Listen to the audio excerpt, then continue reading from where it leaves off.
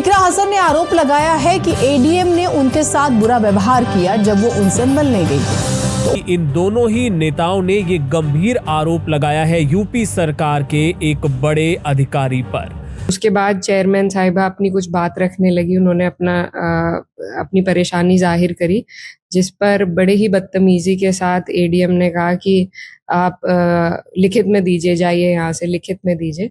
तो ऐसी कोई बात नहीं थी कि हमारे के द्वारा उनके साथ कोई ऐसी बात हुई हो कि जैसा कि उन्होंने आरोप लगाया है कि उन्होंने कहा कि हाँ गेट आउट, हाँ मेरे ऑफिस से निकल जाओ, ये मेरा ऑफिस है, मैं इसका मालिक हूँ, ये मेरा ऑफिस है, गेट आउट फ्रॉम हियर। ये शब्द हैं एडीएम सहारनपुर संतोष बहादुर सिंह का कैराना सांसद इकरा हसन और छुटमुलपुर नगर पंचायत अध्यक्षा समा परवीन के लिए। एक एडीएम जो 3 घंटे से लंच के लिए बाहर गया हो, अगर उसको जनता की समस्याओं के निवारण के लिए कार्यालय बुला लिया गया हो जनता के प्रतिनिधि द्वारा, तो कौन सा अपराध हो गया। इसीलिए एडीएम साहब नाराज हो गए कि वो खाना खाने गए थे, उनको क्यों बुलाया गया। इसी नाराजगी में उन्होंने जनप्रतिनिधियों से बदसलूकी की है। तानाशाही रवैया प्रजातंत्र में कहां तक जायज है। अगर जनप्रतिनिधि के साथ एक एडीएम ऐसा व्यवहार कर रहा है तो उसके कार्यालय में जनता के साथ कैसा व्यवहार होता होगा, यह समझना बड़ा ही आसान है। सांसद इकरा हसन का कहना है कि ये जो सरकार है बेटी बचाओ बेटी पढ़ाओ का नारा दे रही है,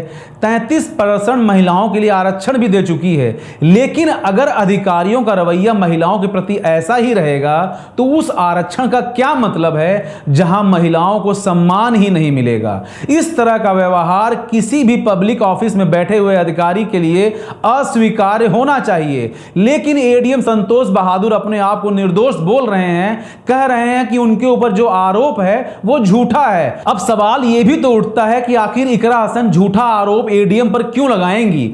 उनके आरोपों के बाद कमिश्नर साहब ने डीएम से बोला है कि जांच की जाए। अगर एडीएम साहब 3 घंटे से बाहर थे तो यह जांच बड़ी सामान्य है कि सीसीटीवी फुटेज देखा जाए, एडीएम साहब से पूछा जाए कि 3 घंटे आप क्या करने गए थे, 3 घंटे में कौन सा लंच किया जाता है। अगर एडीएम साहब इसका जवाब दे देते हैं तो ठीक है, नहीं दे पाते हैं तो उनके ऊपर विभागीय कार्रवाई करनी चाहिए। सरकार को उनको तत्काल प्रभाव से निलंबित कर देना चाहिए। निलंबन इसलिए क्योंकि जिस पद पे वो बैठे हैं उस पद पर पूरे जांच को प्रभावित करना बड़ा आसान होता है। प्रजातंत्र में जो शक्तियां होती हैं वो संस्थाओं में निहित होती हैं और वो शक्तियां संस्थाओं को जनता से मिलती हैं। उन कुर्सियों पर जो लोग बैठते हैं वो शक्ति उस कुर्सी की है, उस इंसान की नहीं है। अगर वो इंसान उन शक्तियों को धारण कर लेता है तो प्रजातंत्र के लिए इससे घातक समय नहीं आ सकता। वैसा ही कुछ देखने को उस पूरे केस में मिल रहा है। अगर एक सांसद के साथ एक अधिकारी इस तरह का तानाशाही रवैया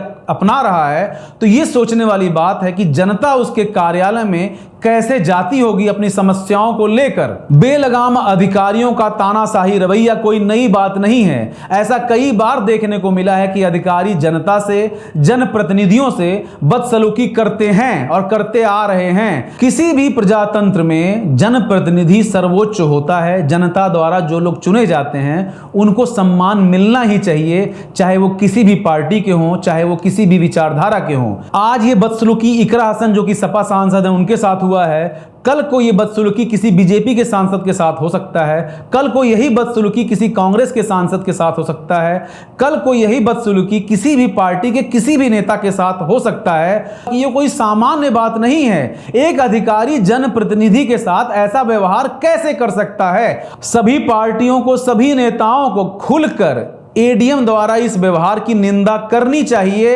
यह प्रजातंत्र के लिए जरूरी है। आज समय है कि हमें पार्टी से उठकर देश के लिए, देश के प्रजातंत्र के लिए सोचना होगा। अगर जनता जनार्दन है तो जनता जिन लोगों को चुनती है उनको यह अधिकार देती है कि आप हमारी बात वहां तक पहुंचाएं जहां तक हम नहीं पहुंच सकते हैं। अगर उनके जनप्रतिनिधि उस कार्यालय में जाते हैं जनता की समस्याओं को लेकर तो उस कार्यालय में में बैठे हुए अधिकारी का ये कर्तव्य है कि वो उस जनप्रतिनिधि की बात सुने, उनकी समस्याओं के निवारण के लिए प्रयास करे। अगर आप आज नहीं खड़े होंगे तो कल को आपके साथ भी यही घटना होगी।